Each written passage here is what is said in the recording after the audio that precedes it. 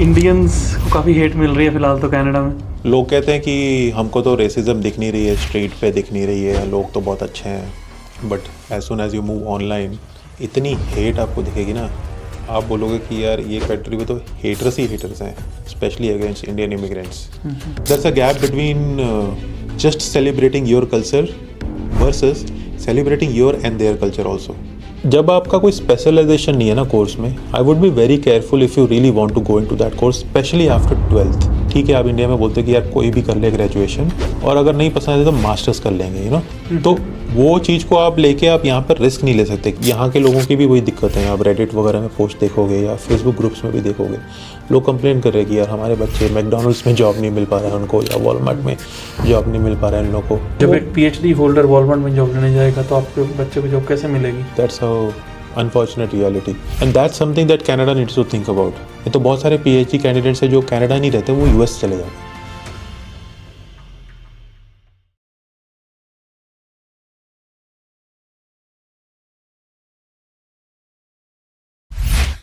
Indians को काफ़ी hate मिल रही है फिलहाल तो कनाडा में, अभी यही चीज़ चल रही है।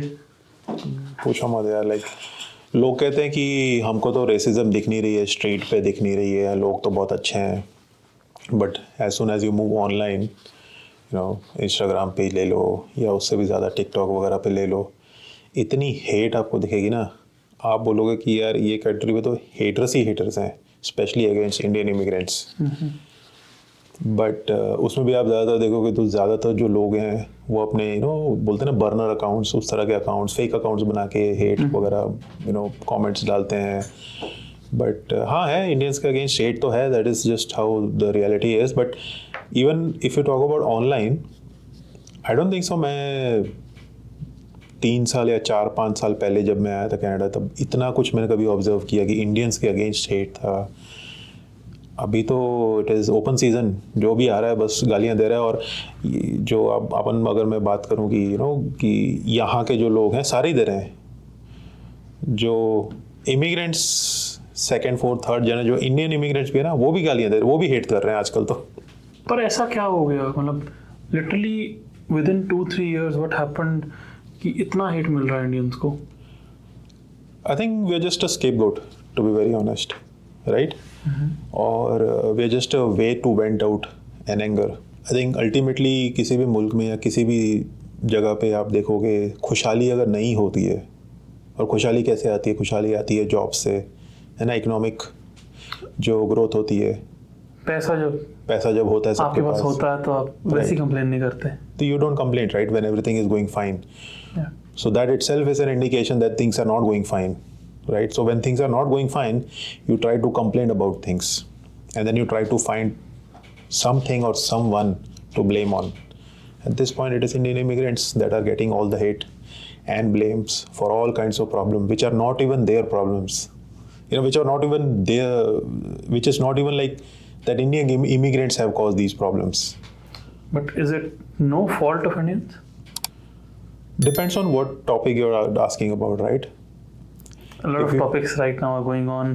Either it be this free food thing, the video came up, or the beach thing that came up. And that's what I say, like, depends on what topic you're talking about. So there are bad apples obviously in every community, right?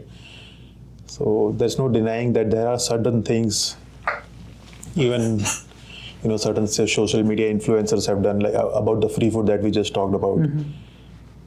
Why are you posting that this is free food in food banks? It doesn't make sense, right? It goes against the moral and ethical values of anybody, not just Canadians, of anybody, right? Okay, so I didn't see the video. What is it all about? So there was a maybe it's been quite few years that these were being posted upon. So a lot of influencers or content creators, they started posting videos. क्या ये सभी Indians ही हैं सिर्फ? मैंने तो जितने देखे ज़्यादातर इंडियंस के ही थे। तो हो सकता है, I don't know, maybe other community might have also posted maybe in their language, but these were like majorly Indian origin if you will, और maybe it could be like South Asian origin, हो सकता है दूसरी वहाँ के जो countries हैं, they might have also posted. But South Asian content creators, they posted videos saying that food banks, you get free food. if not directly implying, then at least even saying things like, oh, I saved this many dollars because I got this from food bank. So food bank is not free food as in like to save you money. It's not like a life hack to save money. True. It's a place where, if unfortunately you're in distress and desperate need of food, that's when you go. It's for the needy, it's not for the greedy, quite frankly, right? So I think those videos were posted by influencers, and then that got picked up by by certain media channels or certain people who did not like it. And quite frankly, that's fair. There's nothing to like in those videos. So I think that contributed towards the hate. But and that's where I said, depends on which topic you're talking about. There are some bad apples who have caused some problems. But I think for the large part, the hate is just motivated out of economic downturn that we see in the economy. So each coin has two sides. इसकी भी दो sides हैं. As I see it. Abhi, where are you from? Basically, which city you're from in India? Mumbai.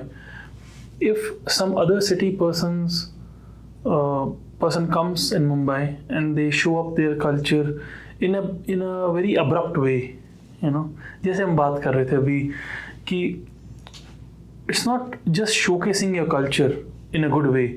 It's like you're interrupting their culture. जैसे अगर अभी हम डंडा square की बात कर रहे थे तो everything is good. Dances are going on there. Everything is great. Nathan Phillips Square पे आप जाओ. Everything is going cool. लेकिन क्या वो सही तरीका है? That's fair, right? I mean, so there's nothing wrong, if you will, to dance on the square. People do that all the time. Yeah, it's all good. But when you're going into a public place, right, you try to do and enjoy things or do things that everybody can enjoy, right? Those places are there for everybody to enjoy. Those are not reserved, if you will, for some people to come and enjoy, right?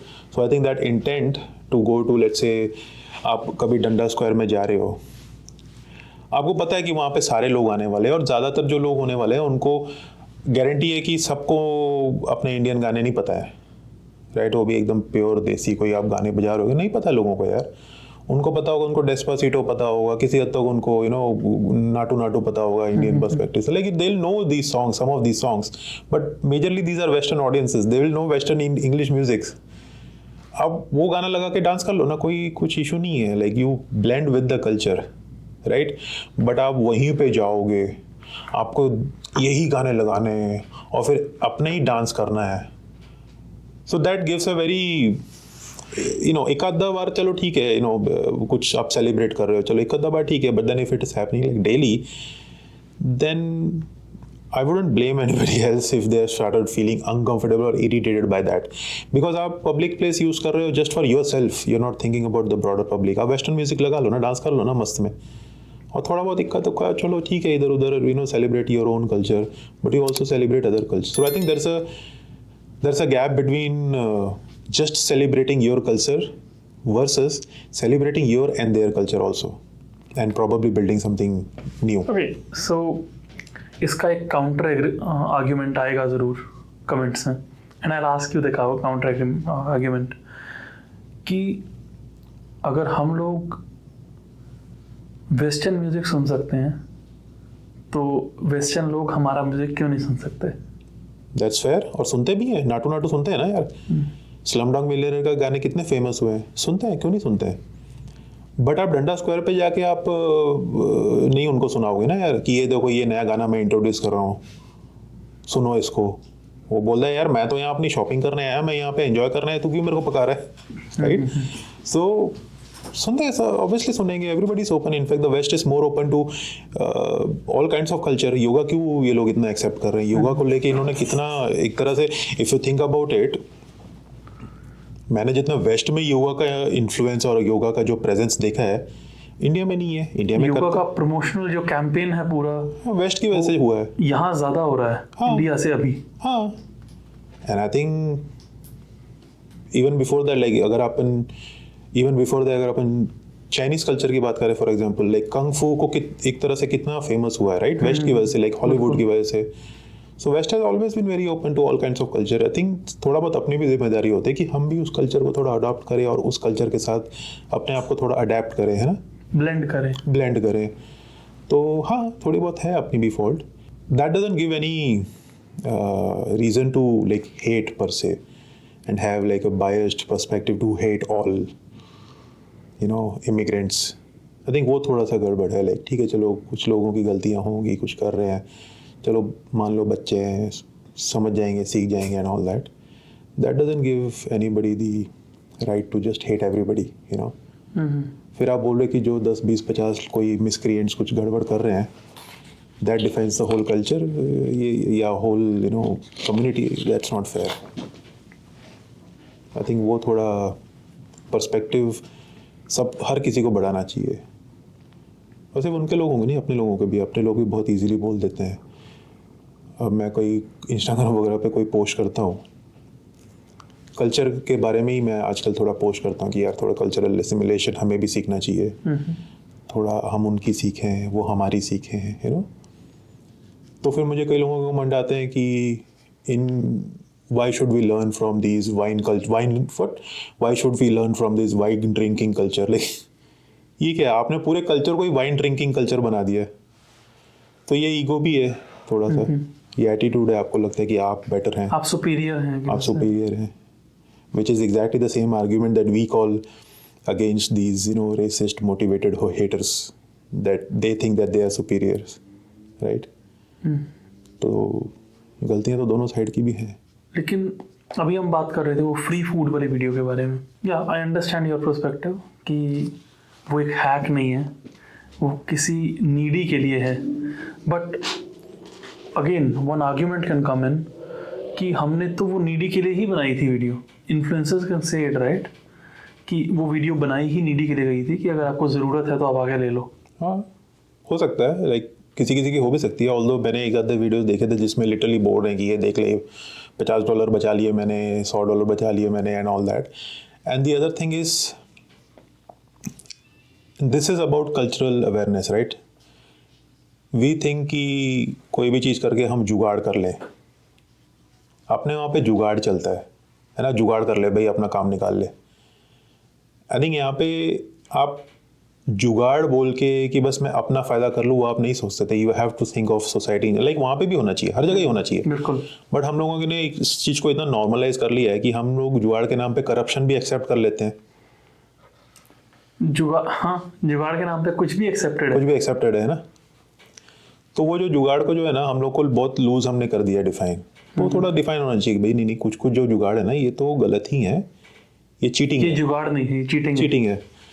तो वो थोड़ा हमें, we have to be sensible ourselves. And I think उसकी वजह से जब आप कोई बना देते हो वीडियो, बोलते हो कि मैंने $50 बचा लिए और ये ले लिया, भाई तू कम से कम उस वीडियो में बता दे कि guys this is just for reference, this is just to help you guys if you need, and then make in that video कि I have donated it back.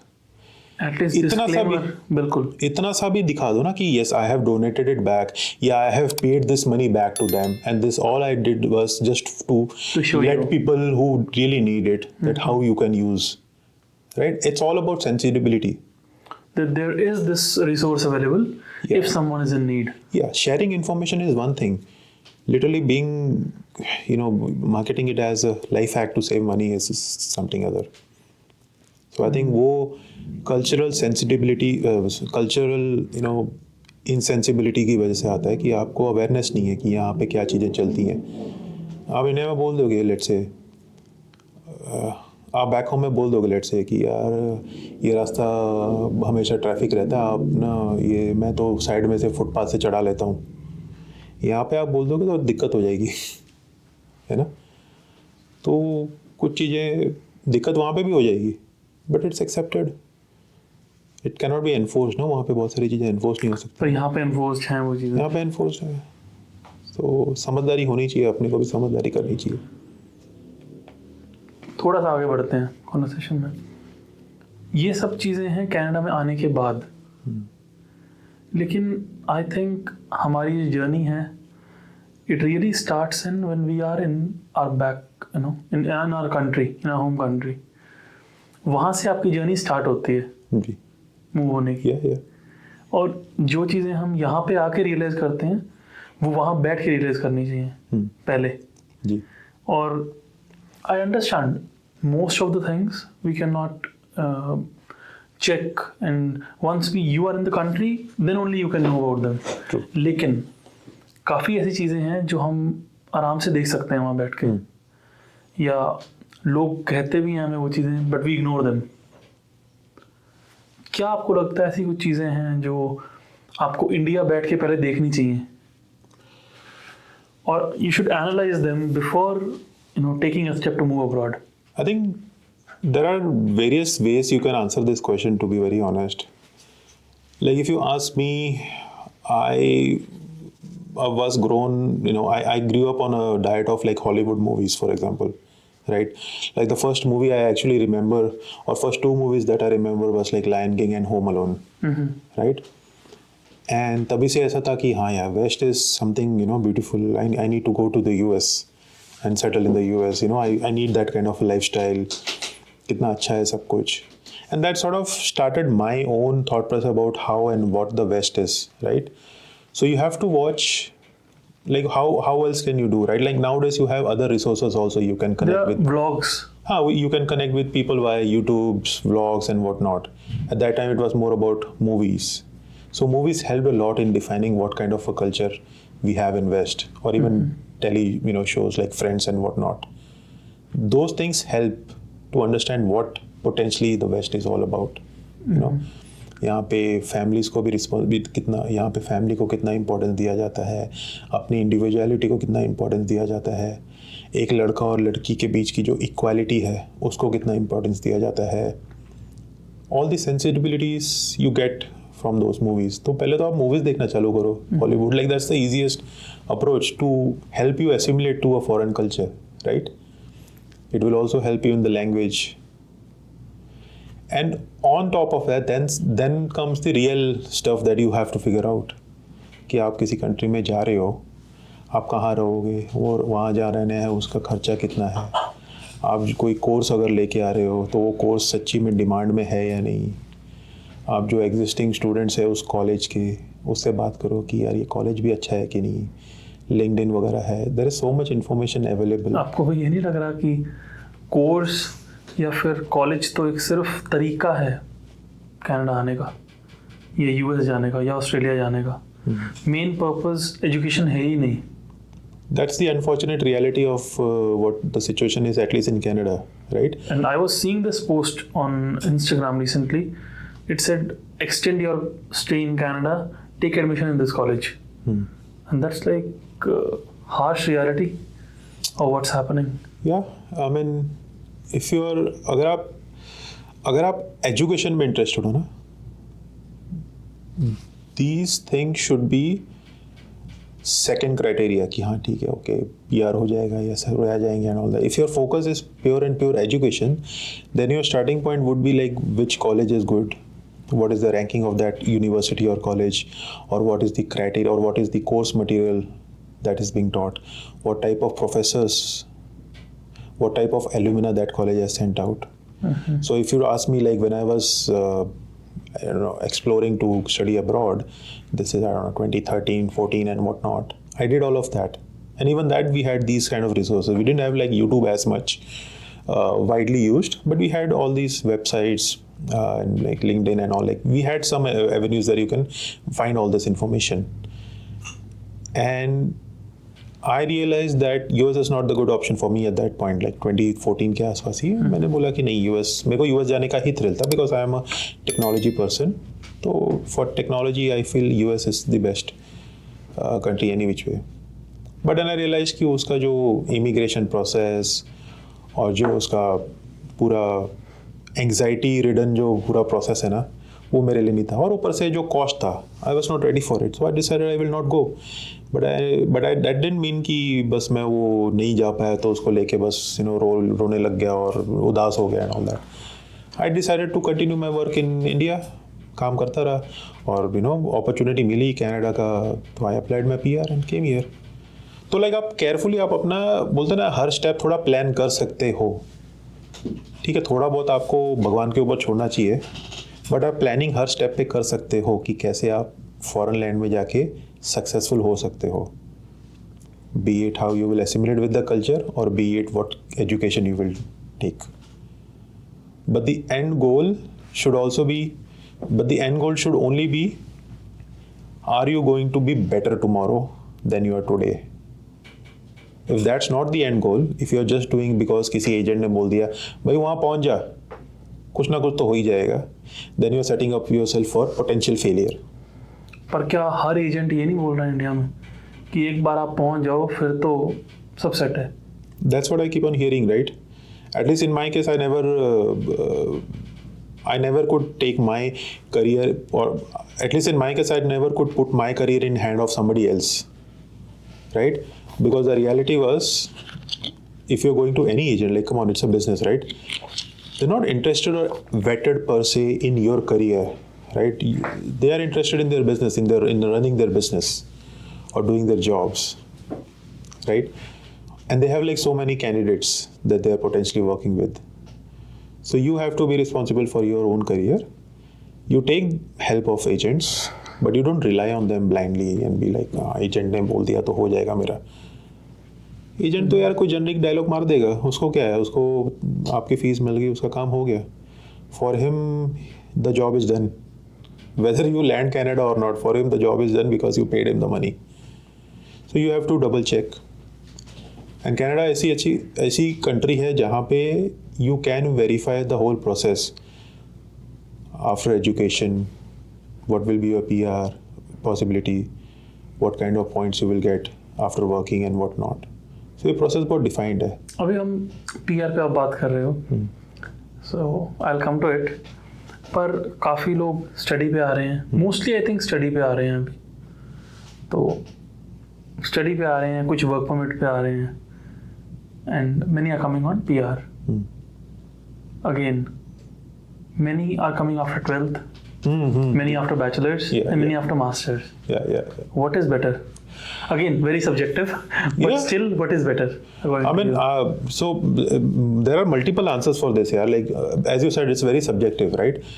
But also there are multiple answers because it is very subjective. Because what will fit for you doesn't necessarily mean it will fit for anybody else. For me, in my case, I came here after working for 8 years in Canada, in India, right? And I had the skills that I gained while working over there, and so I did not have any issue, and I was already working with like US and some Canadian clients also as part of my work, so I knew a lot of cultural how do I integrate with the culture, the language and all that. I had no issues with it. Was very easy for you to it was just I did not feel any difference, to be very honest. Like for me it's like I'm working in Mumbai, I'm working in Toronto, is pretty much exactly the same thing. You get some advantage because you're part of the first world country. But for me, it was easy. And what are those advantages that you get? Like the public transit that you use. Again, public transit actually in Mumbai is actually much better than Canada, but at least the comfort really? that you... Yeah. Like the public transit in Mumbai is better than... Yeah, anytime. I mean, better, again, depends on what categories you're, trying to evaluate. If we compare public transit in Mumbai and Toronto, what is good, what is good? I mean, come on. If you're going to compare Mumbai with anything, I'm not going to say anything. No, but still... So if I give an outsider view now, right? So Mumbai public transit is fast. It will get you from point A to point B, no matter what, right? And it has to be, right? Because the population of the city itself is like, I don't know, equivalent to Canada or like 20 million. Yeah, I think 18 million. 2.5 crore हो गए तो 20 million. 20 million approx. Yeah, that's like literally half of Canada, right? Yeah, true. So in a small city, let's say like a size of Toronto, you have half of Canada. So it has to be seamless. Yeah, it has to be seamless. So it does the job. But it's not safe. Right? People are... Even Mumbai is not safe. I heard the public transit is not safe. Like the public transit is not safe. Mumbai, the city is safe. But the public transit is not safe per se, right? Like people are hanging outside the doors, right? Even inside it's all crammed up and stuff like that. So the system is overloaded. You need more alternatives. Again, I've been here for like almost 6 years. Maybe the system is better now because they had metro and all that. तो शायद से उससे कुछ monorail started. Monorail was a nonsense But it started, right? yeah they did I saw something this very beautiful images of monorail, this Yeah. hanging Yeah. and moving and all that. Yeah, it started. They, I think, जब मैं वहाँ पे था ना तो they started this monorail और मैं कभी किसी से नहीं मिला जिसने monorail कभी यूज भी की थी, ठीक है? Seriously? Yeah, because it was in a very odd location, I guess, odd endpoint. So I don't know, maybe मेरा friend circle वहाँ का नहीं हुआ रहेगा. But monorail का भी इतना सुना नहीं कि हाँ monorail को बहुत यूज करे. But metro जरूर सुनते हैं, metro का काफी बोलबाला है. In fact, not just in Mumbai, even Mumbai के आसपास के जो city Navi Mumbai and all, metro का काफी बोलबाला है. तो हो सकता होगा अभी सिस्टम थोड़ा इम्प्रूव हो गया होगा या और भी. Then we see this C-Link. Yeah. It's like a engineering marvel. Yeah, C-Link is an engineering marvel, but even over there, right? Some of my friends were saying कि यार C-Link बना तो दिया, but पब्लिक को नहीं सिखाया ना. Public C-Link के उधर ही बीच में गाड़ी रोक के खड़ी हो जाती है.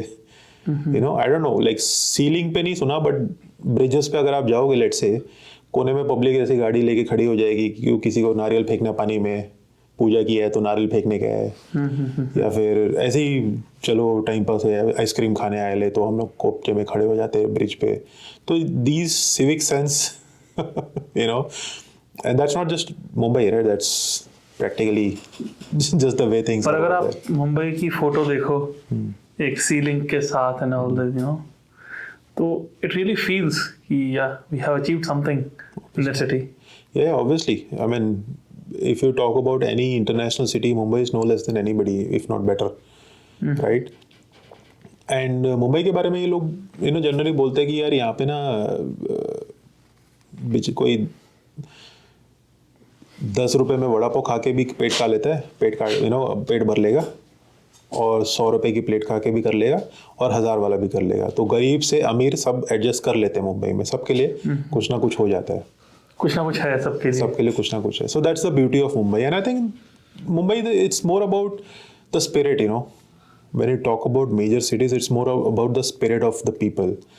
जैसे मुंबई में कितने अटैक्स हुए थे बीच में, right? Even the Taj attack was fun, and yeah, like, that was horrible. Mumbai serial blasts were there. Yeah, so the city has never stopped despite of all of this. Railway की अपन बात करें तो railway के अंदर इतने bomb blast हुए थे बीच में. The next day the railway was running, रात को कुछ 8-9 बजे हुआ है, next morning the rail went out. So that's what I am saying. So when you, ये कौन से ब्लास्ट की बात कर रहे हैं? आई डोंट रिमेंबर कभी हुआ था, बट आई थिंक 2008-9 के आसपास कहीं पे हुए रहेंगे. वो एक तो ये जो ताज अटैक था इसी के टाइम पे हुआ था ना, जो स्टेशन पे अटैक हुआ था. हाँ, सेंट्रल स्टेशन तभी तो हुए थे, तभी वीटी स्टेशन पे वो लोग आ गए थे. सो दोस वर लाइक उन लोगों ने शायद बॉम्ब नहीं था, वो तो खुद ही आ गए थे वो गन वन सब लेके. But were you in there in Mumbai that time? I was in Mumbai, but I was not in that location. I had a friend who was actually out. आपको सुनने में आया होगा? हम लोग रो रहे थे यार, हम लोग लिटरली रो रहे थे. मैं अभी भी ज्यादा बात करूंगा तो रो दूंगा, क्योंकि it was like right next door type, right? और मैंने बोला ना, मेरा एक फ्रेंड था जो था वहाँ पे, जो कि फिर घर पे आया तो उसके डैडी ने उसको चमाट भी मारा. और वो हम लोग अभी भी हंसते हैं कि यार मेरे को पता नहीं क्यों मारा मेरे को, बट उनको पता नहीं था उस टाइम. हाँ, मतलब डर गए ना, माँ बाप डर गए कि यार बच्चा किधर है, और फोन वोन लग नहीं रहे थे शायद तभी. तो my friend was there at that point, and yeah it was a very horrible. क्या कुछ बताया उन्होंने? कुछ नहीं, वो बोले भगदड़ मची हुई थी, सब लोग बस पागल जैसे इधर उधर. और he did not like, वो हर जगह एट द सेम टाइम नहीं था ना. At least the location that he was there in Mumbai, that didn't have any problem per se. बोला मेरे को तो पता भी नहीं चला क्या हो रहा था. बोला मैं तो अपना नॉर्मल गाड़ी से आ रहा था, चल बल के पहुंच गया घर पे. बट टीवी पे अपन ने देखा जो भी हुआ. पर आपकी अपनी सिटी में जब ऐसे अटैक्स हो रहे हो तो it's horrible, like horrible sir. मैं बोल रहा हूँ 5 मिनट आप मेरे से बात करोगे मैं रो दूंगा, because I am so emotional about my city. But I would like to know about it if you are comfortable. Comfortable की बात नहीं है. क्या था उस टाइम, क्या हुआ?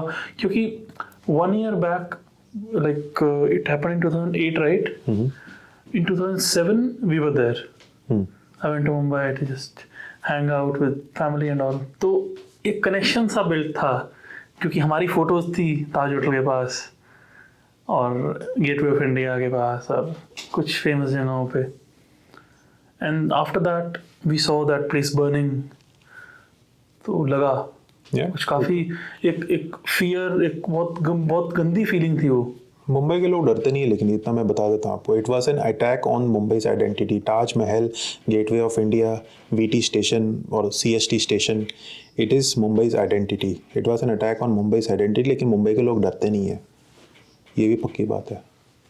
So the city was scared eight that time, everybody was scared, लेकिन हम डरे नहीं। दूसरे दिन सब लोग गए अपने अपने ऑफिस में, जहाँ भी जाना है। दूसरे दिन people went with their lives, and I think that is the spirit of Mumbai. You cannot count Mumbai out ever. वो fighting spirit जो है ना सर, वो बहुत मुश्किल है। And I think that's something that is quite frankly missing in many other cities. Like बहुत ही कम city में मेरे को लगता है कि हैं वर्ल्ड में ऐसे जिनके अंदर मुंबई जैसा स्पिरिट है, मुंबई के जो लोगों जैसा। And I think that's pure love for the city, you know. और आप पूछ लो, मैं मेरे को आप पूछो, मैं पूरा 6 घंटा के 6 दिन स्पेंड कर दूंगा टॉकिंग गुड। इवन बैड भी जो मैं बोलूँगा ना, उसको मैं बोलूँगा यार चलता है यार, मेरा शहर है, मेरे को वो भी चलेगा। But I will talk about the bad things also, you know, that's a good thing about Mumbai. Like we are frank people, we are honest people, you know. हम लोग बात करेंगे अच्छे से, आप कोई भी चीज़ पूछोगे ना, हम बताएंगे अपना पर्सपेक्टिव, हम बायस नहीं रखेंगे, लेकिन हम बता भी देंगे। एक ना बहुत फेमस रील, कुछ वो गिमिक सा चलता है कि a Delhi guy goes to Mumbai and they ask कि 30,000 में ये रूम है, तो ठीक है ये स्टोर रूम तो ठीक है, जो एक्चुअल रेंट जहाँ रहना है वो घर कहाँ है? Right. So is it really that expensive? या मुंबई इज एक्सपेंसिव यार। सो मुंबई इज एक्सपेंसिव यार, दैट्स फॉर श्योर। और yeah, I don't know what to say. Mumbai is expensive, and the thing is that sometimes students and people who come from outside, they do find it challenging to find places to rent, and often you will actually see a lot of single people complaining about finding it challenging to find place to rent, and it is the comparing Mumbai to Toronto. Oh, for that, I think Toronto is much more easier to get a rent. Seriously? Yeah, to get a rental. Like, there's no hesitation in somebody being, judgmental about, oh, are you single? Oh, do you have kids, or do you don't have kids, or do you have pets or not, There are some, certain issues that you will have over here, but broadly, I think it is much more easier compared to Mumbai. Mumbai, people will be asking so many questions. Oh, are you single? Where are you from? What is your name? And when you ask name, then you can understand what they basically want to know. Yeah. Right? Okay, so we are comparing actually the transport, and we went all the way. So what about transport of both cities, Mumbai and Toronto? Toronto's transport is slower but safer. Mumbai's transport is faster but less safer, I would say. So that's the whole thing. Like, हम लोग train भी जब चढ़ते हैं और उतरते हैं, आप देखो कभी भी कोई भी वीडियो में देखना, लोग भागते भागते ट्रेनों में चढ़ेंगे और भागते भागते ट्रेनों से उतरेंगे। Same with the BST buses and all, like बस भागते भागते चढ़ेंगे, और बहुत बार तो वो लटकते रहते हैं। But that's because of the crowd itself, right? But the reality is then you have to navigate, right? The arrangement needs to be made that it doesn't remain like that. Like if you need 100 buses and if you have 50 buses, get 100 buses, right? So वो तो चलो system जो भी वो बनाते हैं उनके ऊपर है। But yeah, the reality is it's faster in Mumbai but less safer. Over here it's slower but more safer and slightly more comfortable also. यहाँ का सिस्टम मुझे लगता है, यहाँ का ट्रांजिट टोरंटो का। काफ़ी लोग जो इंडिया से बेसिकली दिल्ली या मुंबई से मूव करते हैं, they cannot listen anything about their city. No, मैंने नहीं सुना। They're like, ठीक है, Toronto is all good, but that is the best. मैं मतलब ऐसा इतना थोड़ा सा वो स्टीरियोटाइप भी है, but yeah, I guess because बहुत पैशन है ना, लाइक आप इवन जैसे अपन पहले मैंने होम अलोन की बात की, लाइक ना होम अलोन वो सब मूवी जो है, यहाँ पे अगर देखोगे न्यूयॉर्क को कितना एक कल्चरल हब बना दिया है, right? So if you ask a New Yorker, you'll end up finding that कि उनको भी बहुत पैशन है अपनी सिटी के बारे में, न्यूयॉर्क के साथ या लॉस एंजलिस के साथ, क्योंकि वो कल्चरल हब बन गया है। तो उसी तरह आप देखोगे मुंबई के ऊपर या दिल्ली के ऊपर कल्चरली फिल्मों में भी बहुत गाने वगैरह बन जाएंगे, people get so affectionated with these cities, culturally बहुत strong, connect होता है, तो बस एक प्यार बन जाता है कि जो सुन नहीं सकते आप उसके बारे में बुरा, हम बात कर रहे थे कि आप जैसे मूव कर रहे हैं, so we were talking about study permit, work permit और PR, then you should come when you are in 12th class, you just pass out, or bachelor's after bachelor's or after master's, again very subjective, but आपको क्या लगता है? If you are really motivated कि आपको Canada ही आना है ना, और यहीं पे आपको कोई करियर करना है, तो 12th के बाद आने में कोई हर्ज नहीं है टेक्निकली मेरे हिसाब से, बिकॉज आपका बेस जो है वो कनाडा में बनेगा।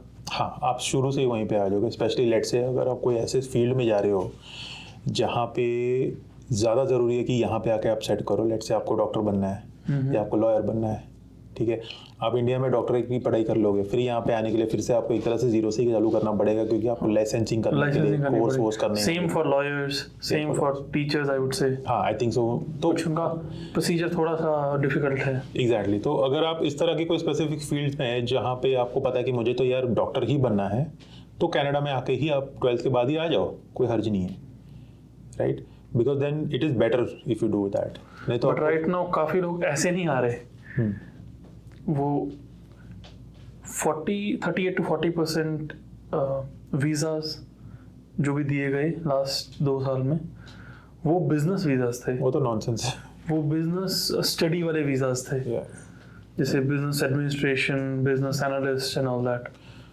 Business analyst is fine, but I think जो आप बोल रहे हैं ना, वो कोर्सेज बिजनेस एनालिस्ट के नहीं है, आई थिंक वो बहुत छोटे डिप्लोमास हैं। Those are very generic courses, to be very generic management, generic project management, generic, I don't know, international management, business, something. Like जब आपका कोई specialization नहीं है ना कोर्स में, I would be very careful if you really want to go into that course, especially after 12th, right?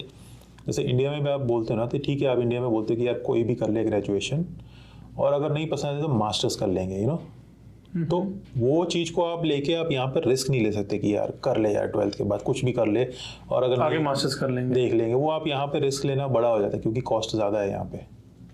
India में चलो आप कर लो कि यार कोई नहीं, आपके पास खर्चा क्या है ना, सिर्फ आपको ग्रेजुएशन के 3 साल की फीस भरनी है, वो आपके माँ बाप भर देंगे, क्योंकि टेक्निकली वहाँ इतनी फीस नहीं होगी। यहाँ पे आप 40 लाख लेके आगे एक्सपेरिमेंट नहीं करने वाले ना। बिल्कुल। So you have to be very sure। 40 lakh के ऊपर भी आपके एक्सपेंसेस हैं अलग होने वाले हैं, रहने के खर्चे और अपने माँ बाप से, सब घर वालों से दूर रहने का जो भी एक ट्रॉमा से अपने निकलते वो अलग है। एग्जैक्टली। तो आप एक्सपेरिमेंट नहीं कर सकते, ये सोच लो कि 12th के बाद में फॉरेन लैंड में आके यार मैं एक्सपेरिमेंट करता हूँ, अगर नहीं एक्सपेरिमेंट चला तो मैं मास्टर्स कर लूंगा। So you have to be very careful and motivated and focused कि आपको क्या करना है। तो अगर आपको लगता है कि आपको डॉक्टर्स करना है, तो it makes sense to do it after 12th and come over here and do it, but you have to be ready from the inside, And what about work permit? To be exact. So work permit तो आप या फिर वो तो मुझे लगता है अच्छा ही है, अगर वर्क परमिट या PR पे आ रहे हो, that is the best. हाँ, that is ideally that's the best. Like मेरे बहुत सारे फ्रेंड जो है, जैसे मैं खुद डायरेक्ट PR से आया हूँ, but that doesn't mean कि मेरे को easy मिल गया। मैं 30 साल की उम्र में आया हूँ, right? लोग 20-21 में आ जाते हैं, so they have that head start in front of me. लोगों का 8-8 साल का हेड स्टार्ट होता है, मेरे को 30 साल में आके हम लोग को सब सेटल करना पड़ा, जीरो से स्टार्ट करना पड़ा। हाँ, वो भी 30 साल की उम्र में। It's not easy when you are working in like corporate और any job for 8 years and you have to leave everything behind. आपकी पूरी करियर ट्रैजेक्टरी है, वो सब छोड़ के आपको नई कंट्री में आना है और लिटरली जीरो से चालू करना है। It's not easy, specially at 30 years old। बट हमने किया, we took the challenge and ठीक है, touch wood, we were happy and lucky about it. पर ये बोल्ड चैलेंज क्या सोच के लिया? So as I said, like मेरे को था US में जाने का हमेशा initially, but then I think मेरी मैरिज हो गई 2016 के आसपास and my wife was already in the US settle, like वो काम करती थी। तो हम लोगों ने बैठ के डिसाइड किया कि यार let's explore if we can figure something out. तो US का मैंने कोशिश की, चलो, which I think the same issues came in, visa का हैसल बहुत है एंड बहुत एंग्जाइटी रिडन पूरा प्रोसेस है उनका, और पढ़ाई भी बहुत ज़्यादा कॉस्टली है। उसके बाद में भी अगर वीज़ा मिल गया तो कोई गारंटी नहीं है कि you will get to stay over there. तो at that time Canada was very welcoming to immigrants. And so me and my wife, we decided and we jotted down these options that we had. We were sure that we wanted to go to a Western country, that was for sure. Whether it is USA, Canada, UK, Australia, these all were our options at that point. Like primarily English speaking countries. तो हमने सारा list बनाया और उसमें देखा Canada सबसे सही लग रहा है and we started the process and then बोलते ना भगवान की मर्जी वाली बात थी तो एक एक करके वो it just fell in place हमको पता ही नहीं चला हम बस क्या I don't know at some point in November और समथिंग वी थॉट हो गया यार चलो ये करते हैं एंड 6 महीने बाद वो हाथ में पीआर आ गया 6 या 8 महीने बाद that's it right now we talked about study permit के बारे में वर्क परमिट या पीआर अब हम कोर्सेज के बारे में अगर बात करें तो कुछ लोग 12th के बाद आके डिप्लोमा कर रहे हैं नॉर्मल कुछ लोग एक छोटा सा लाइसेंस ले रहे हैं और कुछ बैचलर्स कर रहे हैं 4 साल की और कुछ बैचलर इंडिया से करके आके मास्टर्स यहाँ कर रहे हैं how do you to each their own मैं अगर आता हूँ जैसे मैं भी प्लान कर रहा था आने का मेरे को नहीं देना था $100,000 फीस जो कि मैं कॉलेजेस देख रहा था मेरी औकात नहीं थी तो मैंने बोला ठीक है नहीं करोगे हम I started doing my continued my job and that's it things fail in fine for me I could have taken that risk. Maybe that risk would have paid off. Maybe it wouldn't have paid off. But I was not willing to take that gamble, right? So you have to be careful कि which college and which course you are taking, whether that will help you or not. बस नाम के लिए नहीं बस यार Canada जाना है कुछ भी ले लो आँख बंद करके आप ले लोगे ना कोई तो हो सकता है आप रास्ते में कहीं टकरा लो या हो सकता है आप पहुँच जाओ लेकिन थोड़ी केयरफुल प्लानिंग करके आप कोई भी कोर्स लोगे ना कि क्या ये आज चल रही है क्या ये पोटेंशली फ्यूचर में चल सकती है या नहीं मैं जो वो कॉलेज में जा रहा हूँ क्या वो अच्छा कॉलेज भी है या नहीं या वो किसी प्लाजे में 2 दुकान में बना हुआ कॉलेज है ना ये भी बहुत देखा है मैंने like literally when I came to Canada I thought colleges मतलब समथिंग ह्यूज समथिंग इम्पैक्टफुल और जब आके देखा कि कुछ कॉलेज लिटरली 2 रूम्स में बने हुए हैं ये एक शौक था मेरे लिए भी मेरे लिए भी शौक है भाई लेकिन ऐसे कॉलेज तो मैं इंडिया में भी नहीं देखे इंडिया में तो बहुत अच्छे कॉलेजेस हैं वही मैं बोल रहा हूँ कंपैरेटिवली ऐसे कॉलेज तो मैंने इंडिया में भी नहीं देखे तो आप वहाँ नहीं ऐसे कॉलेज में एडमिशन लोगे आप 40 लाख लगा के इधर आई एम सीरियस इतने इससे बड़े तो हमारे स्कूल होते हैं इंडिया में हमारे स्कूल के अंदर ऐसे 20-30 कॉलेज खोल सकते हैं अगर आपके स्कूल की 2 या 3 बिल्डिंग्स हैं तो उसमें ऐसे 30-40 कॉलेज खोल जाएंगे क्योंकि जिस प्लाजे में वो कॉलेज खुला हुआ है जहाँ मैं गया था देखने वो एक फ्रेंड पढ़ रहा है वहाँ पे so I went there to just have a look कि है क्या ये वो लिटरली 2 कमरों में कॉलेज बना हुआ है और ऐसे कॉलेज आई थिंक हमारे जिस स्कूल में मैं पढ़ा हूँ उस स्कूल में 30-40 खुल सकते हैं That's the unfortunate reality, right? And these guys have completely like when I say these guys, like the government over here, right? I would say they have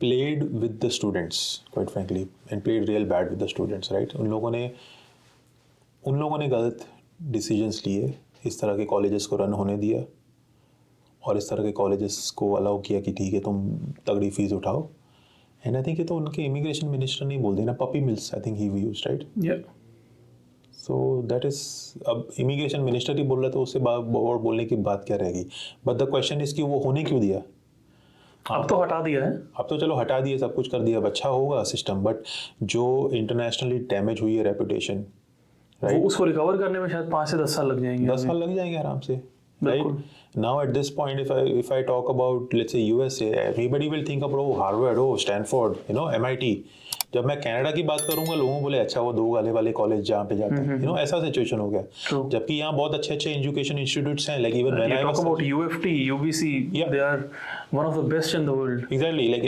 when I was searching at that point again when I was like in 2013 जब मैं सोच रहा था education का Canada was not like my focus उस time पे ज़्यादा US तो हमेशा ही रहा है और उस टाइम पे ज़्यादा ऑस्ट्रेलिया UK ये सब ज़्यादा चलते थे और ऐसा है ना कि स्टूडेंट्स ना वो कुछ वो होते थे सेमिनार्स टाइप होते थे जहाँ पे अलग अलग कॉलेजेस आते थे, तभी वहाँ पे ऑस्ट्रेलिया वगैरह के बहुत आते थे, ऑस्ट्रेलिया, यूके, न्यूजीलैंड, यूएस तो होते थे, कनाडा इतना था नहीं तभी। और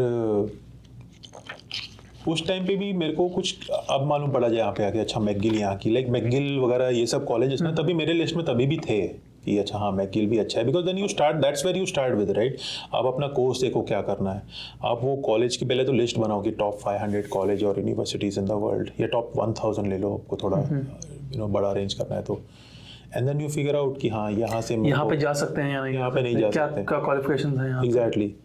आप कोई भी रैंडम दो वाले कॉलेज में एडमिशन ले रहे हो और फिर बाद में बोल रहे हो यार मेरे को स्किल नहीं मिली, मेरे को जॉब नहीं मिली, सो थोड़ी बहुत अपनी भी फॉल्ट है, बट अगेन वो अपनी फॉल्ट थोड़ी है, पहली फॉल्ट है कि सिस्टम रखने क्यों दिया, है ना। अकाउंटेबिलिटी हमारी तो, जो हमसे तो जो गलती होगी, ज़्यादा गलती है कि ऐसा सिस्टम पलने क्यों दिया तुमने। बिल्कुल राइट।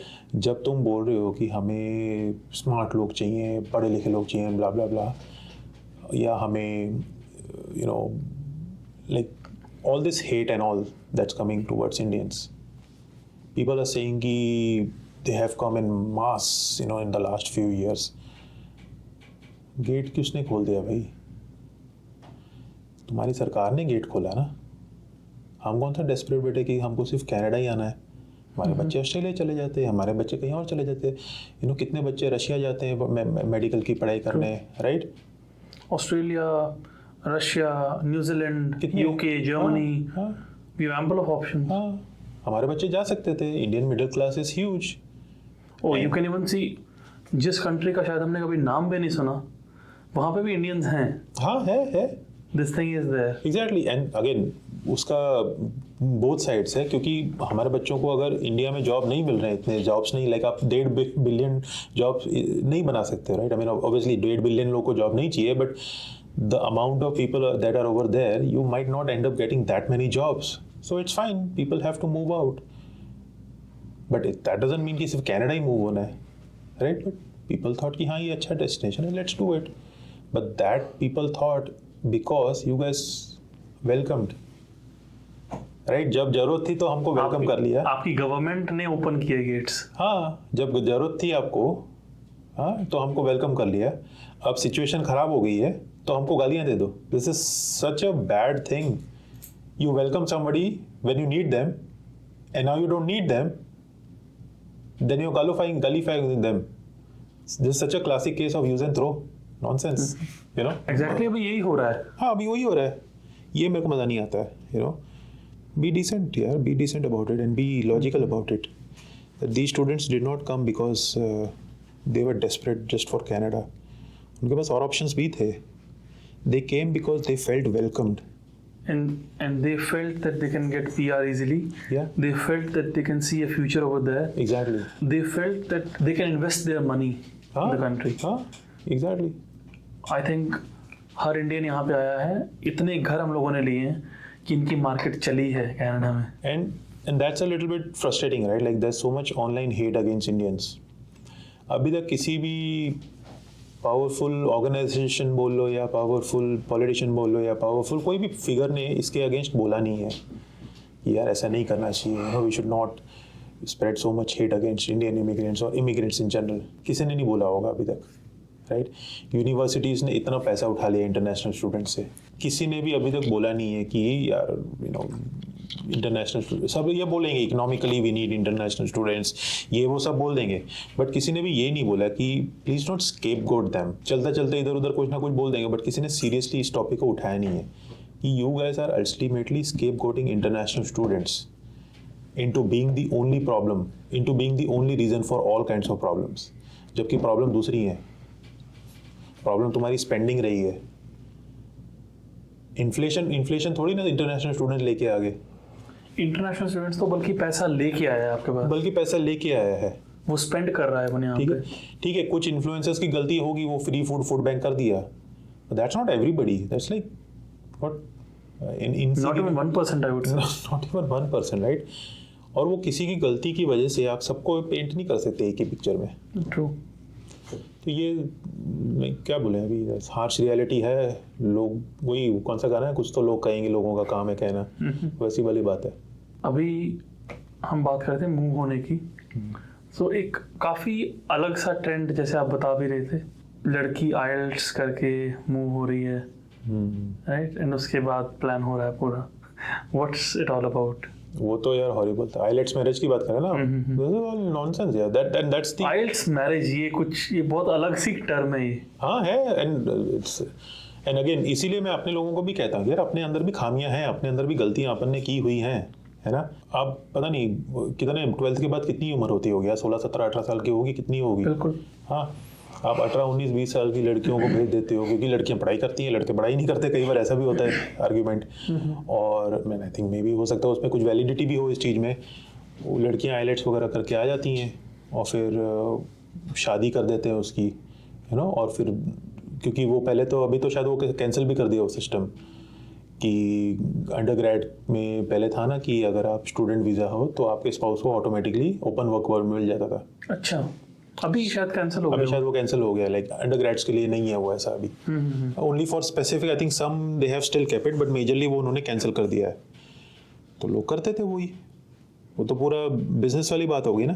फिर उसमें शादी वाली कोई बात होगी कि हाँ नहीं यार, दो लोग मिल रहे हैं जो एक दूसरे से प्यार करते हैं या लगता है कि उनको हम जिंदगी बिता सकते हैं. You are making a business deal out of it, out of marriage. कि आप आइल्ट्स करो, मेरे को वर्क परमिट मिल. लड़की आइलेट्स कर लेगी, वो पढ़ाई करके जाएगी, लड़के वाले उसके पैसे भर देंगे, वो मैं भी खुश, तू भी खुश. ये भी कनाडा पहुंच गई, ये कनाडा पहुंच गया, इसका खर्चा नहीं हुआ, इसने पढ़ाई कर ली, इसने खर्चा कर दिया, इसको पढ़ाई नहीं करनी थी. तो बिजनेस डील, तो वो तो गलत था ही, आई थिंक. और ये शायद काफ़ी हुआ है कनाडा में. बहुत हुआ है. Even not even just in Canada, UK, Australia, हर जगह हुआ है ये. बहुत हर जगह हुआ है. आई थिंक वो थोड़ा, एंड दैट्स द पॉइंट ना, वो अपना जो फोकस है ना, या जो अपने तरीके हैं, वो भी गलत हैं. हम चाहते हैं कि हम कैसे भी कुछ भी फ़ायदा उठा लें, बस कैसे भी करके लूपल ढूंढ के. जुगाड़, बात वही जुगाड़ पे आ गई ना. जब तक हम जुगाड़ को नहीं छोड़ेंगे ना, कि कुछ भी जुगाड़ करके अपन बस काम निकलवा लें और अपनी मेहनत पे विश्वास नहीं करेंगे ना. क्या हम जुगाड़ और करप्शन को मिला रहे हैं? Many cases we are, I think so. हमने जुगाड़ करप्शन को कोई मतलब डिफरेंस ही नहीं रखा. हाँ, वो पिक्चर थी ना गुरु, जुगाड़ी तो था उसका वो पूरी पिक्चर में. और वो ग्लोरीफाई भी कर देते ना अपन, ये देख ले जुगाड़ करके, ये जोल करके या स्कैम करके बिजनेस बता लिया और इतने बड़े बन गए. तो अपन ग्लोरीफाई भी करते हैं उस चीज़ को, यार जुगाड़ करके कर लिया. और ये भी अपनी गलत है सोच. अपन बोलते हैं कि किसी ने पैसा बना लिया मतलब वो बहुत सही आदमी है या बहुत सही इंसान है. ये पैसा तो चोर भी बना लेते हैं. That doesn't mean that person is good, right. हम लोग पैसे को बहुत ज़्यादा क्रेडिबिलिटी देते हैं रादर देन नॉलेज. बट पैसा कितना इम्पोर्टेंट है?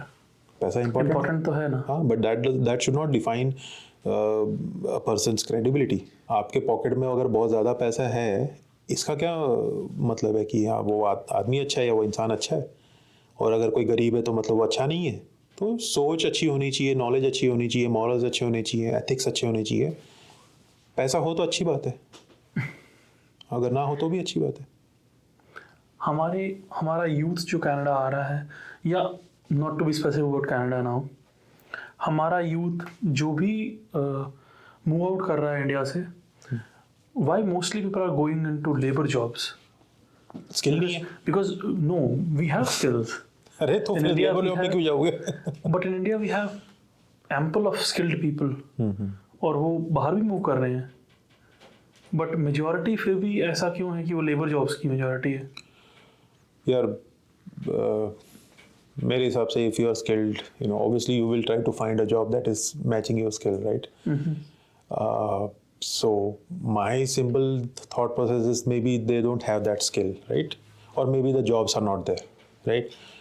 Which even one thing is कि अगर आपके पास skill है और you are passionate enough and you have that will power, आज आपको अगर जॉब नहीं मिल रही और अगर आपको एक छोटी जॉब करनी पड़ रही है, if you are capable enough, आप अपना रास्ता निकाल लोगे.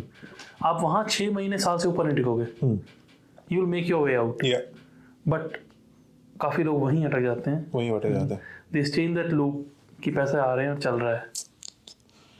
आई थिंक लेबर जॉब का ऐसा है कि जब आप स्टूडेंट होते हो तो चलो, अगर आपको जॉब करना है, कुछ भी करना है, कर लो, कुछ भी कर लो। तो that time you not really focused on like कि हाँ ये जॉब कर लूँ। मतलब अच्छा है अगर मिल जाए आपको प्रॉपर आपके लाइन का, but you might not get it, right? क्योंकि ज़्यादातर आपको वही पार्ट टाइम जॉब्स ही मिलेंगे, वही टिम्स में या जो भी रिटेल शॉप्स वगैरह में।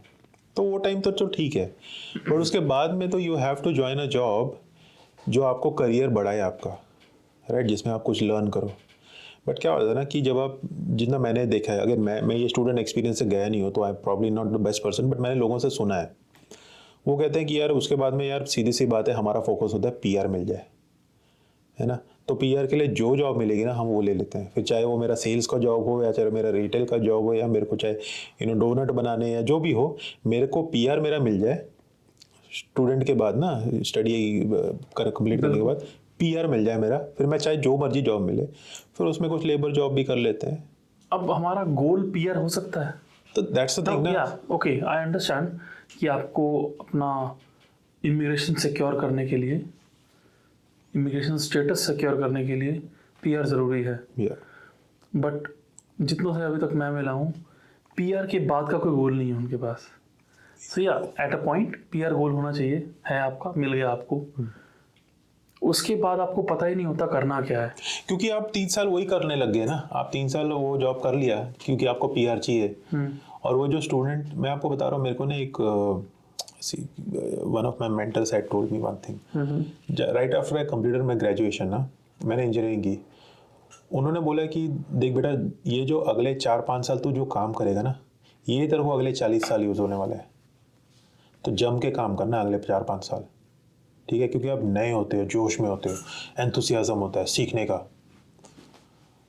तो स्टडी करने के बाद आप 3 साल कोई ऐसा जॉब करने लग गए जिससे बस आप मेक श्योर करें कि पीआर करना है, तो आपने सीखा कुछ नहीं। आपने वो crucial 3 years out of those 5 years विच आई से आफ्टर स्टडीज, वो 3 years आपने गवा दिए और आपने कुछ सीखा कुछ नहीं। फिर उसके बाद में आपको सीखने की इच्छा कुछ नहीं रह जाती है। फिर आपको सिर्फ ये होता है, फिर वही है, बस यही बेसिक चलता रहेगा और चलते रहे।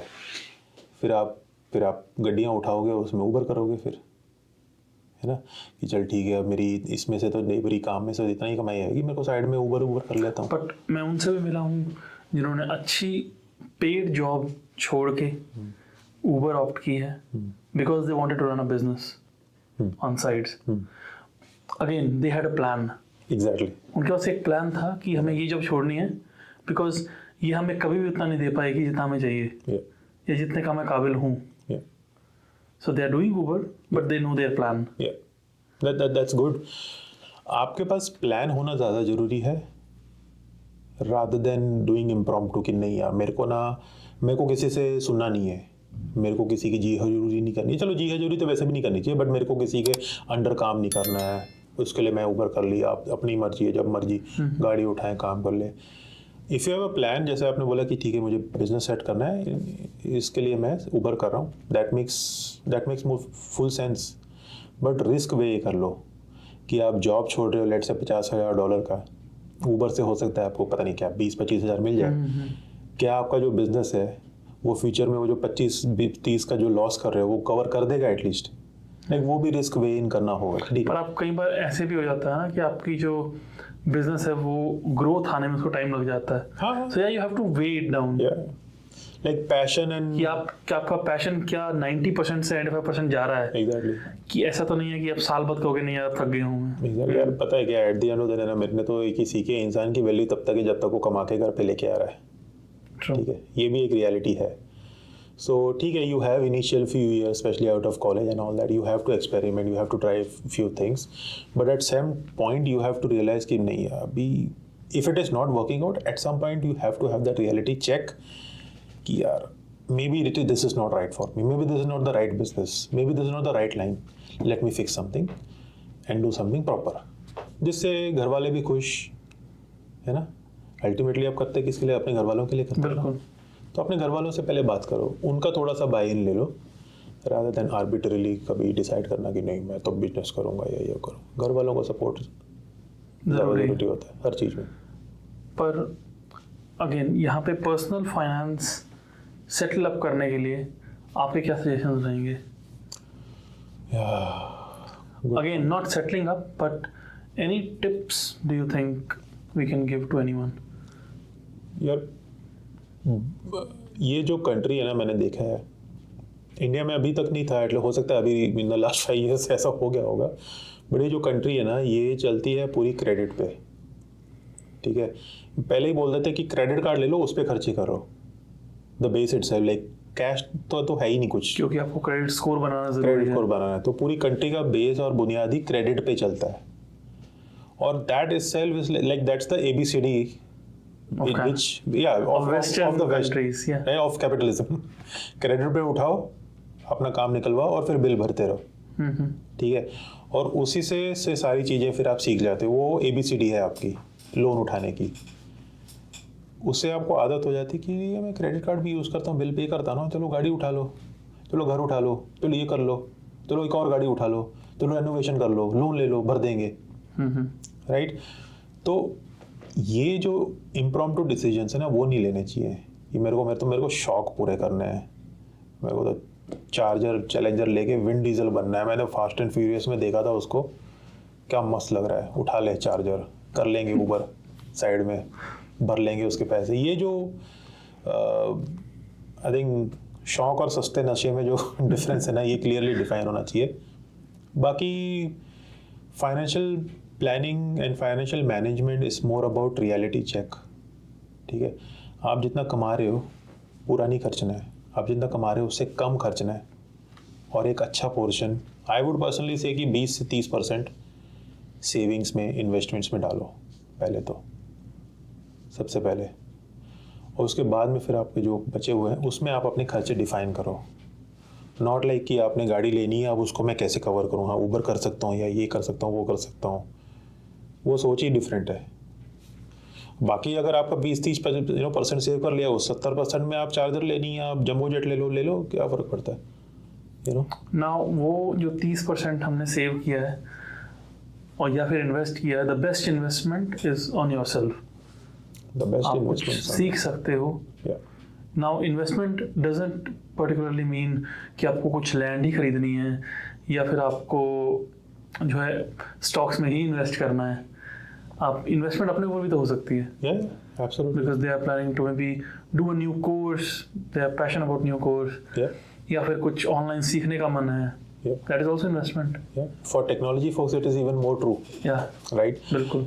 I for now have been doing some or the other course every almost 6 months now, क्योंकि कुछ ना कुछ नया आ जाता है टेक्नोलॉजी फील्ड में, बिल्कुल, right? So you have to always keep on updating yourself, refreshing yourself, so you keep on learning. Again, you don't necessarily have to spend money on the course because a lot of information is actually available online, right? आजकल तो technology आप बस download कर लो और you can start coding also. And just to get a refresher about what this technology is, you can get everything on YouTube and blogs and whatnot.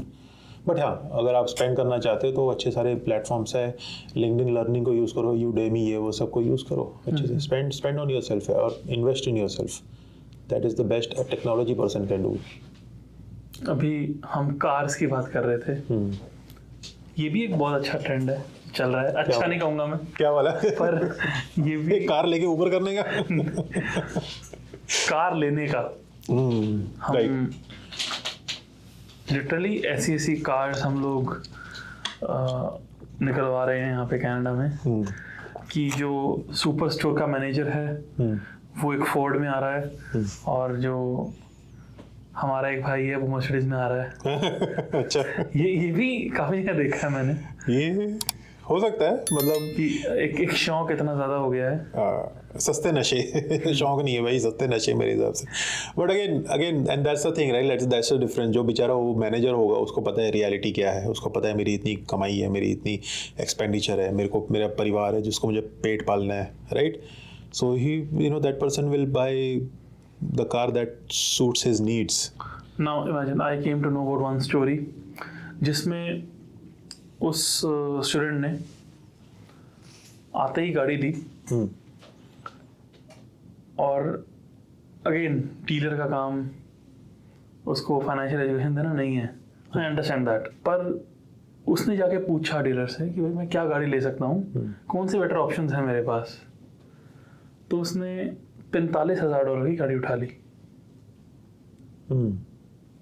क्योंकि उसके friend ने उसको बोला निकाल लेंगे, कोई बड़ी बात नहीं है, यहाँ पे हो जाएगा। और 10 से 12% पे उठी। अच्छा। और if we calculate the whole amount वो 65-70,000 बनता है पूरा calculate the whole amount. Loan वोन कंप्लीट करने का मल्टीपल ईयर 65 to 70,000। उस इंसान को तो ये लग रहा है कि गाड़ी ले ली है, मजा आ गया भाई, मजा आ गया। नाउ या for few days few months everything is good. उसके बाद क्या होगा? क्योंकि वो तो टिम पे ही जॉब कर रहा है या वो तो उबर ही कर रहा है, लेकिन वो जो गाड़ी उठा ली है वो उबर से नहीं चलेगी, वो चल ही नहीं सकती। आप 24 घंटे से ऊपर तो उबर नहीं कर सकते ना दिन में। एग्जैक्टली लिमिट है उसकी, और वर्किंग आवर्स की भी लिमिट है। और आपको और भी तो स्पेंड करना है, आपको रहना भी है, आपको फैमिली भी कभी देखना है। And now this guy is insurance again one big thing. तो उस टाइम पे जब ले रहे हैं तब पता नहीं लगता, लेकिन उसके बाद पता लगता है कि आप 5, 6 या 8 साल की एक मॉर्गेज में फंस चुके हो, जिससे आप बाहर ही नहीं आ पाओगे। आओगे भी तो नुकसान करवा के आओगे। नुकसान भी ऐसा होगा कि आप भरपाई नहीं कर पाओगे। तगड़ा होगा, हाँ। क्योंकि अगर वो कल को 45,000 वाली गाड़ी बेचता भी है, सो बी एश्योर्ड कि वो 25 से ऊपर नहीं बिकेगी, 25-30 मैक्सिमम। तो वो 15,000 का फिर लॉस है ही है उसको। और अगर 15,000 का वो लोन लेता है तो फिर उसको 4-5 साल भर के उतारना पड़ेगा। आई थिंक यही तो है ना, अपने शौक होता है कि यार शौक है, मैं तो घोड़ा लूंगा मस्त एकदम भगाऊंगा, और पाल लेते हैं हाथी, है ना। That's wrong, right. आप बोलोगे कि नहीं नहीं यार ये तो हमारी उम्र है, गलतियां करनी है। भाई गलतियां करनी होती है छोटी छोटी, है ना। $500 का नुकसान हो गया, कुछ $100, छोटी छोटी गलती होती हैं। 70-80 हज़ार डॉलर वाला गलती नहीं होती है, उसको बेवकूफ़ी बोलते हैं। मेरे को बोलते हैं ये बच्चे ना अपने और मैं उनको बोलता भाई मैं तुम्हारा बड़ा भाई हूँ, मैं तुमको कोई गालियाँ नहीं दे रहा हूँ, मैं तुमको समझा रहा हूँ। पर फिर भी कुछ होते हैं जो उनको लगता है कि नहीं हम ज़्यादा शाणे हैं, वो कमेंट डालते हैं भाई ये तो शौक होते हैं हमारे, हाँ तू क्या समझेगा अंकल शौक क्या होते हैं ऑल दैट। सबको सब पता है शौक क्या होता है, हमको ये भी पता है औकात क्या होती है। शायद ये पता लगेगा 4 से 5 साल बाद। क्या पता, मतलब मैं तो चाहूंगा कि ना ही पता लगे किसी को, बट अनफॉर्चुनेटली नहीं पता लग जाता है। हाँ पता लग जाता है, क्योंकि आप अगर एक टीम की जॉब कर रहे हो और एक साथ में आप उबर चला रहे हो, या even I am not saying Tim को और उबर भी छोड़ दो, even if you are doing a good job जहाँ आपको $25-30 तक भी मिल रहा है, ठीक है, that's like a mediocre job. उसमें भी आप खर्चा नहीं निकाल पाओगे, 50,000 की गाड़ी का हो ही नहीं सकता। मैंने नहीं ली है 50,000 गाड़ी आपको 45-50 की गाड़ी लेने के लिए आपकी इनकम 2.5 से 3 लाख से ऊपर चाहिए। हाँ कंबाइंड, लाइक अगर आप 40-50 देख रहे हो तो कम से कम 200 के आसपास होनी चाहिए हिसाब से। हाँ मैं फैमिली इनकम की बात कर रहा हूँ। फैमिली इनकम आपकी 2.5-3 लाख होनी चाहिए। क्योंकि आपको अपना घर भी देखना है, सब कुछ देखना है। हाँ ये बात भी है, इसीलिए तो फिर वही ना, फिर वो सुपर स्टोर का जो मैनेजर है उसकी फैमिली है, उसको रिस्पॉन्सिबिलिटी है, तो उसने सोचा कि नहीं ठीक है डिसेंट सी गाड़ी लूंगा मैं। अगेन उसकी गाड़ी बुरी नहीं है, उसकी भी एसयूवी है, it's going from point A to point B. Exactly, SUV गाड़ी है, अच्छी गाड़ी है उसके पास भी, लेकिन लग्जरी नहीं है। क्या करना है ना, दैट्स द थिंग, राइट। आपको काम निकलवाने से मतलब है, राइट। और ये अपनी ना थोड़ी सी गलती है अपने कल्चर की। हमको लगता है कि हमें कुछ स्पेशल चाहिए, और बाहर वाले लोग समझते हैं कि इनको कुछ स्पेशल चाहिए। तो टिम हॉर्टन जब इंडिया में गया उसने एकदम हाई फाई पूरा फाइन डाइनिंग सब कुछ करके एकदम रेस्टोरेंट बना दिया कि आओ एकदम मजे लो, एकदम ऐश करो। यहाँ पे आप टिम हॉर्टन में जाओगे ऐसे, हाँ भाई ले भाई, जैसे चाय टपरी पे जाते हैं ना वैसा है, हाँ भाई ये ऑर्डर कर दिया दे दे भाई, हो गया सिंपल। इंडिया में लेके गया एकदम मस्त एकदम रॉयल पूरा सेटअप बनाया हुआ है, रेस्टोरेंट फाइन डाइनिंग जैसा तो इनको पता है कि आपको क्या चाहिए, अपने लोगों को चाहिए थोड़ा सा हाँ जी सर, यस सर, थोड़ा लग्जरी चाहिए सब कुछ, कि उनको ये फील हो कि वो एक कैनेडियन रेस्टोरेंट में आए हैं, फील होना चाहिए कि कुछ तो स्पेशल है बेसिकली। तो सब चीज़ों का फिर लोग भी फायदा उठाते हैं। और आप फोटोज वीडियोस आपने देखी होंगी, लाइन लगी हुई है टिम के आगे, literally I am saying you, एक लाइन है, लोग खड़े हैं, लाइन में खड़े हैं, शायद 20-30-50 लोग खड़े हैं, और वो टिम का बेगल लेने के लिए खड़े हुए हैं। सीरियसली पता नहीं, हो सकता है अच्छा भी लगता है वहाँ पे टेस्ट। लाइक जैसे अगर मैं मैकडॉनल्ड्स की बात करूँ, यहाँ का मैकडॉनल्ड बकवास लगता है, यहाँ का इंडिया का मैकडॉनल्ड बहुत टेस्टी लगता है। तो हो भी सकता है कि टेस्ट अच्छा हो वहाँ पे, पर इतना भी अच्छा नहीं होगा कि 50 लोग। पता नहीं, टिम्स सुन के नहीं लगता है कि टिम्स का इतना बेगल तो ब्रेड ही है कितना ही अच्छा बना लोगे। अभी सिचुएशन जो जॉब्स की हैं वो भी कुछ ज्यादा अच्छी नहीं चल रही कनाडा में। Job market is tough, I think. So generally when the US has elections that year in general also market के लिए खराब होता है यूएस में। Oh seriously? Yeah because that's uncertainty, businesses do not invest and what not, because उनको पता नहीं हो कि कौन आने वाला है, या कौन सी पार्टी आ जाएगी अगले साल। स्टेबिलिटी वाला फैक्टर होता है ना। तो and anything US does has direct impact and implication in Canada. और आजकल तो कनाडा का भी थोड़ा सा अजीब ही है माहौल, थोड़ा स्टेबिलिटी के पर्सपेक्टिव से, क्योंकि शायद से अगले साल इलेक्शन इधर भी हो जाएंगे। बट खैर, if I talk about US, like this lack of investment in general from broadly all companies, और वैसे भी मार्केट थोड़ा रिसेशन में गया हुआ है, तो जॉब्स तो नहीं है और नए लिमिटेड क्रिएट हो रहे हैं। और अगर क्रिएट हो रहे हैं तो वो भी स्पेसिफिक एरियाज में क्रिएट हो रहे हैं। एआई इस सब टाइप की निश स्किल्स में क्रिएट हो रहे हैं। Gradually it will probably hopefully हो सकता है 6-8 महीने में ठीक हो जाए, बट हाँ अभी तो स्लो डाउन है। And it has been going on for almost I would say, I don't know, last year से चल रही है। और क्या लगता है वो कब तक जॉब मार्केट, कनाडा की जॉब मार्केट कब तक ठीक होगी? यूएस इलेक्शन के बाद ही मुझे तो लगता है। अगेन 2025 के बाद एक्सपेक्टेड है। 24 के बाद।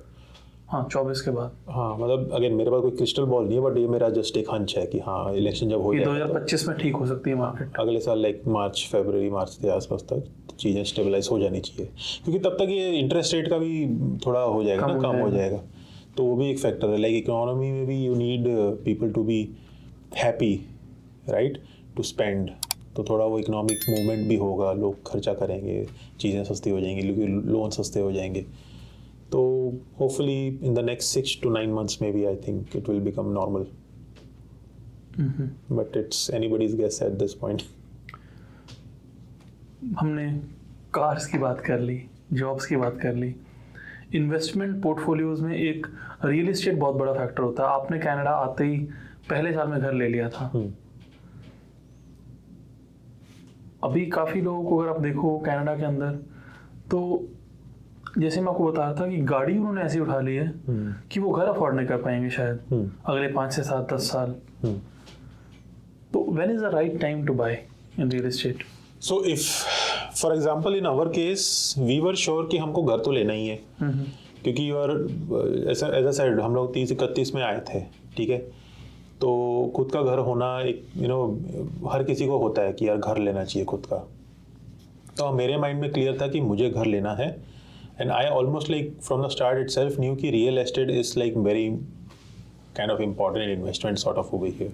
But having said that, हमको पता था कि हमें घर लेना ही है यहाँ पे। उस चक्कर में हमने गाड़ी भी नहीं ली आके। तो हम तकरीबन 2-2.5 साल विदाउट कार जो भी ट्रांजिट वगैरह यूज़ करके मैनेज किया हमने। तो हमने गाड़ी नहीं ली बिकॉज हमको पता था कि अगर गाड़ी ले लेंगे तो एक तो लोन आ जाएगा, उसकी वजह से हमारा अप्रूवल कम हो जाएगा कि कितने का घर ले सकता है। So we wanted to make sure we keep our credit score high and loans to zero basically. हमने कोई लोन नहीं ली, तो हमने घर पे फोकस किया। बट आज का सिचुएशन ऐसा हो गया कि because quite frankly after Covid जो एकदम बूस्ट मिला हाउसिंग को, उससे हाउसिंग के इनफैक्ट हर तरह के इवन रेंटल भी बढ़ गए और ये वाले हाउस प्राइसेस तो बढ़ ही गए हैं। बिल्कुल। So even when we were buying our home we actually sat down and did some calculation कि हम रेंट जितना दे रहे हैं उसके सामने हम ऑब्वियसली लोन ज़्यादा भरने वाले थे हम, क्योंकि हाउस प्राइसेस तभी भी अच्छे खासे ही थे, ऐसा नहीं था कि कम था। और at the end of the day जब भी आप घर लोगे ना आपको महंगा ही लगने वाला है कि ओ माय गॉड 5 साल पहले अच्छा था अभी महंगा है क्योंकि हम लोग को भी लगा था, वी वर लाइक अरे यार 2013 में आ जाते काश 18 में आए। सो डू दिस कैलकुलेशंस कि आज जितना आप रेंट दे रहे हो वर्सेस आप जो loan भरोगे, does that make sense or not? And what is the meaning of making sense? So in our case like bare minimum हमारे लिए ये था, उससे अगर ज़्यादा अच्छा हो तो अच्छा। bare minimum मेरे लिए ये था कि देख भाई मेरे को रेंट तो देना ही है। अगर आपका 2000 रेंट है वो तो जाना ही जाना है। तो मेरा 2000 तो जाना ही जाना है, तो घर तो लेना ही है। अब वो 2000 मैं किसी लैंडलॉर्ड को दूँ या मैं 2000 किसी बैंक को दूँ, मेरे लोग कोई फ़र्क नहीं पड़ने वाला है। The only added on that is, if you think you can consider the extra that you are paying, if you will, on a mortgage loan for a home as principal amount towards your home equity.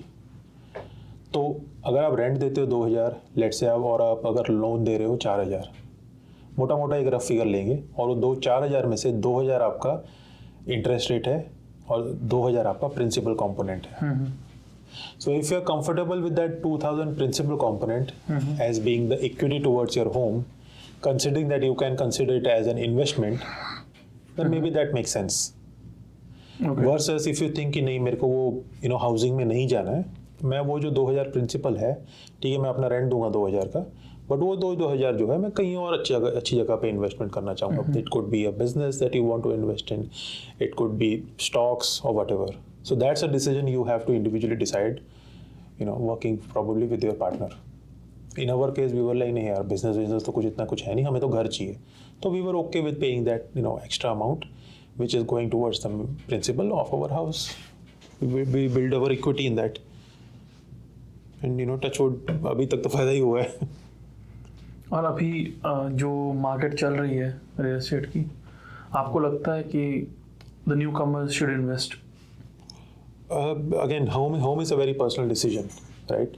And I know it's subjective, but someone, let's say a family, we go to if we talk about newcomers, then let's talk about people who are earning up to $5,000, $6,000 in family. Let's say one person is working and he makes around 5,000-6,000. He's newcomer to Canada.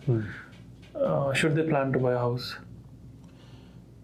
Depend यार, Toronto में तो शायद आपको वो अच्छा मिलेगा भी नहीं, right? We talk about external GTA areas and all right. I mean, you can still get like 5,000-6,000 is what, I don't know, maybe around $80,000 a year.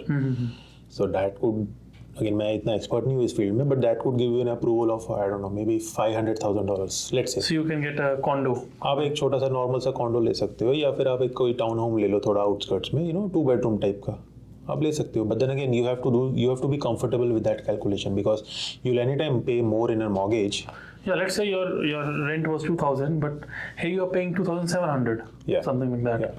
That has to make sense. And if they think that, okay, we can do something to afford it, yeah, we can pressurize ourselves some way to afford it, yeah, then is it a good decision? Or staying on rent, do you think is a good decision? That's the question, isn't it?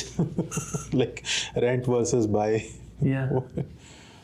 Now, if everyone knew कि ये बढ़ेगा ही बढ़ेगा, कि कल को 5 लाख वाला 7 लाख का हो जाएगा, हमें 2 लाख का तो वैसे ही प्रॉफिट है. So I think everyone will do it. Yeah. My personal observation is like nowadays real estate isn't as lucrative as again, I might be extremely wrong in this one, right? But because of the way things are going, like even people are like against having, like ऐसा होता है ना, जब कोई success हो जाता है ना कोई किसी चीज़ में, तो the naysayers if you will, या जो जो लोग नहीं पसंद आती है उनको, वो गालियाँ तो देते ही हैं, है ना.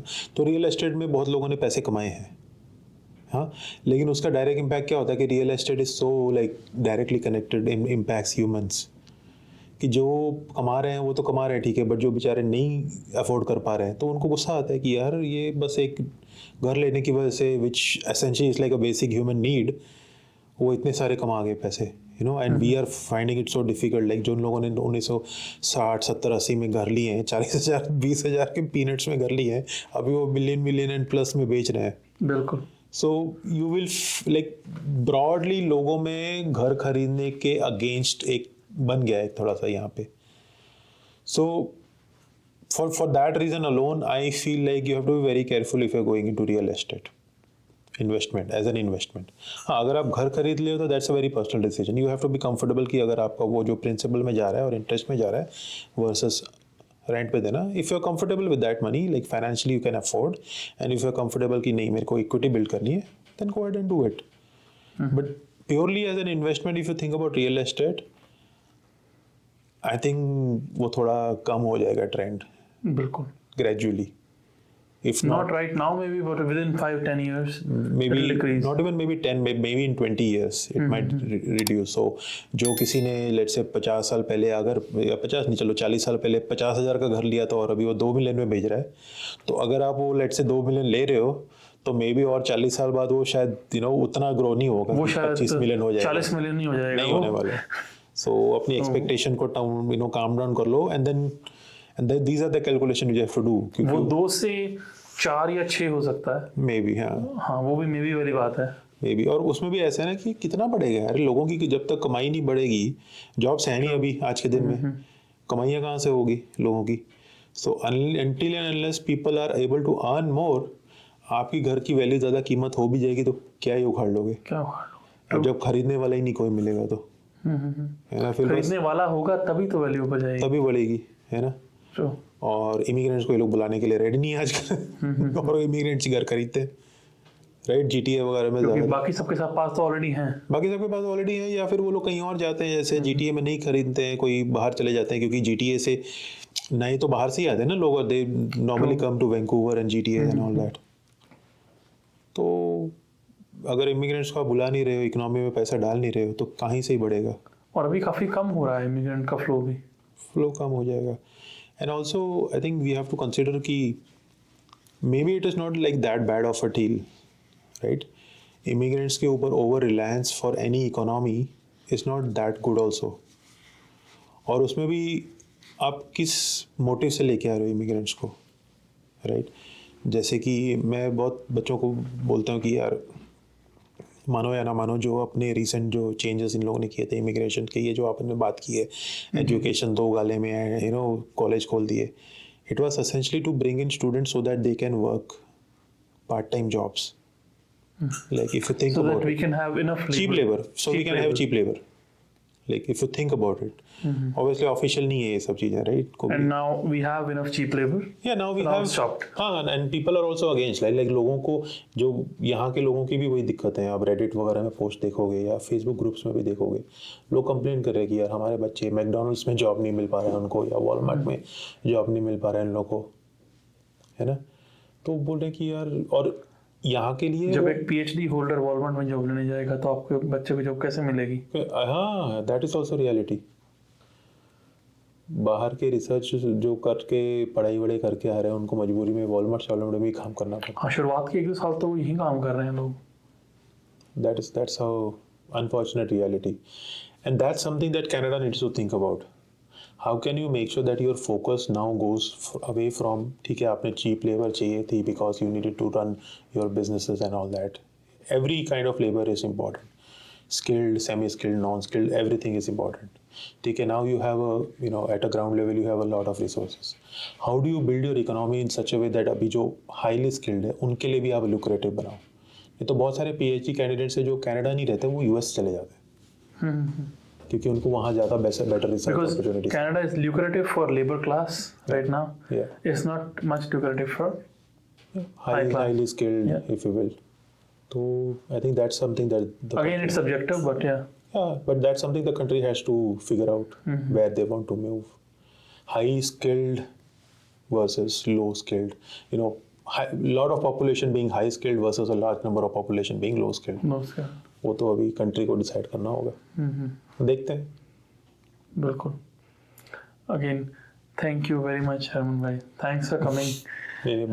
It was very nice conversation, बहुत मजा आया बात करके। नहीं, मेरे को ज़्यादा मजा आया। वेरी मच, थैंक यू, आपने मुझे बुलाया। Thanks a lot, thanks for coming to the Mug Talks. God bless.